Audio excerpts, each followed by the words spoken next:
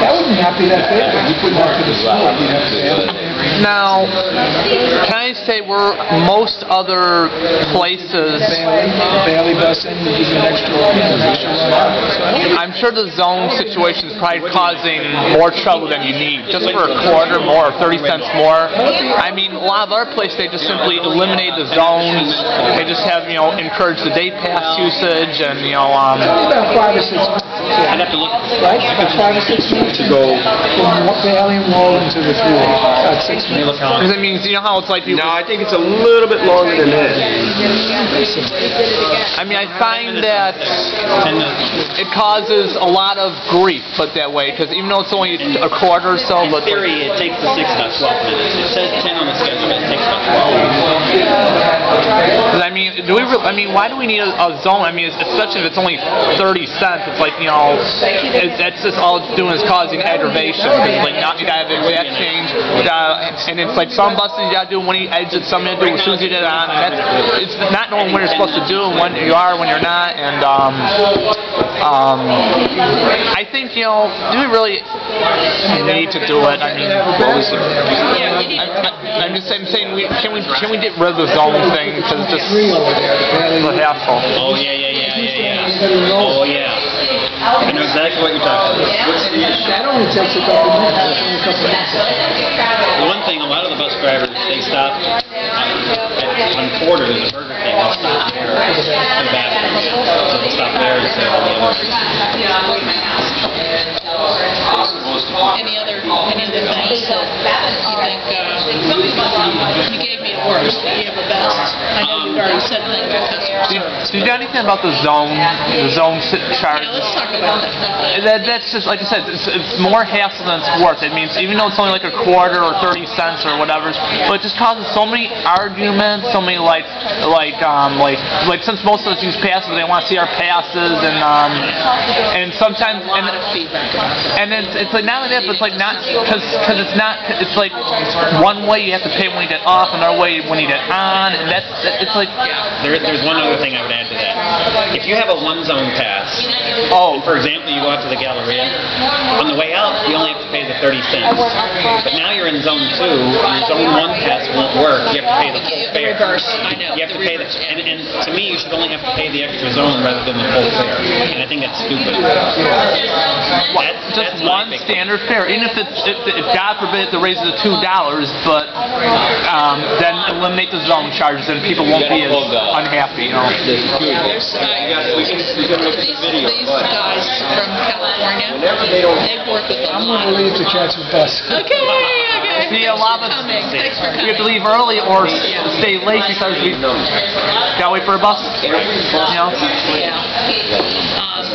They've worked with a lot of different transit all over again, really. They've really worked with them. The number one. Yeah. And they know how to look at the whole system. They really so these kind of things. The other thing that we've looked at is the timing of the stoplights. So because the stoplights, I know this just from driving. I'll go up Delaware, I'll go Elmwood, or Maine. Elmwood is one of the worst. But even the timing of it, Delaware's the only one I've seen that's timed. Delaware and West Tupper. Tupper's done pretty well, but the rest of them, they're timed so they're just not coordinated at all. And that affects all the buses. Through traffic and everything. When I first moved here, I had a car, and I agree with you. I would rather take Delaware than Elmwood, just because Elmwood is more narrow and it's harder to get down, and the lights, like you said. And I find it hard. I'm impressed that the 20 stays on time fairly easily. Is that the Elmwood one? That's the Elmwood, because drive all the time, like the lights, like you said, and there's a lot of people on the 20, and the street's so narrow, the bus has to navigate. A lot of foot traffic too. I'm impressed that the 20 stays on time because of all the factors it has to take into effect. It is a very busy bus. It's one of the busier buses in the system. I can't believe in Grant Street because of college. Yeah, Grant is a busy bus. Yeah, that one goes all, some of these routes, I was trying to figure out a route, and it was, oh my gosh, I can't, you gotta go here to go there. Yeah. Still, from leaving my house, go down to West Seneca, there's Transit. This happened recently. I'm going to Delaware, Erie. Put it down. Do you know what the supervisor Take out 2 hours.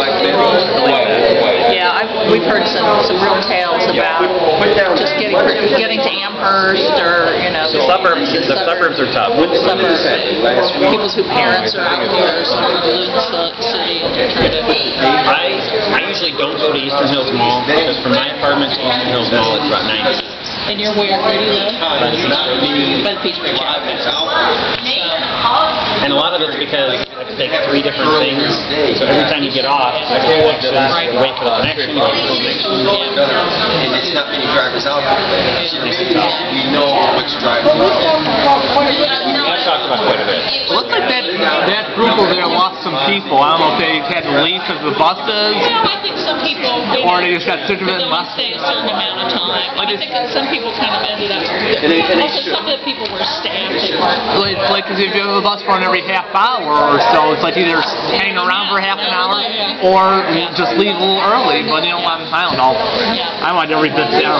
So if we have anything, you just go this I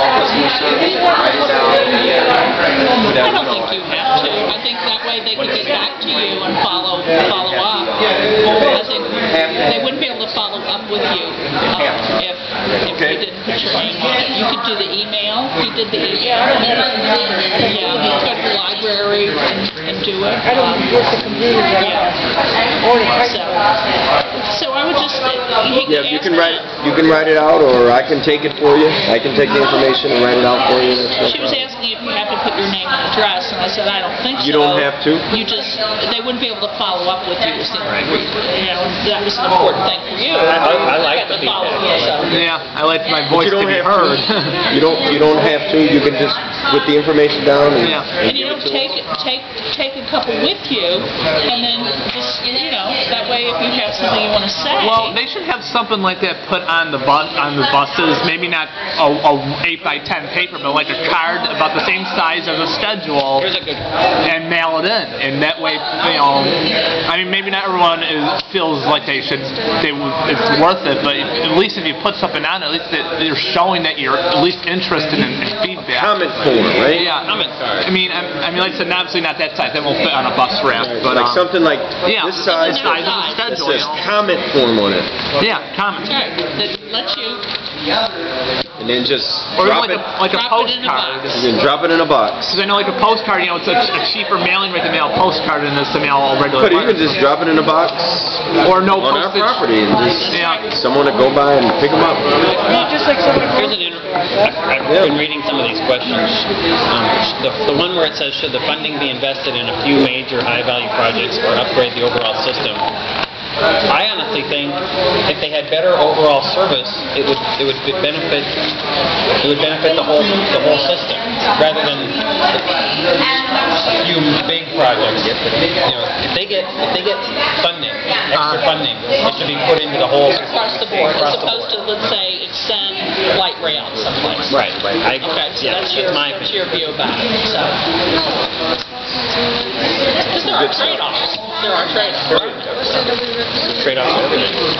But I think to his point too, he would like more service, more frequent service to the the job areas and things of that nature. Or Which anywhere, would upgrade the overall system. I mean, I don't mind walking like, you know, 1/4 of a mile, but but it seems like a lot of these communities are not very sidewalk accessible, and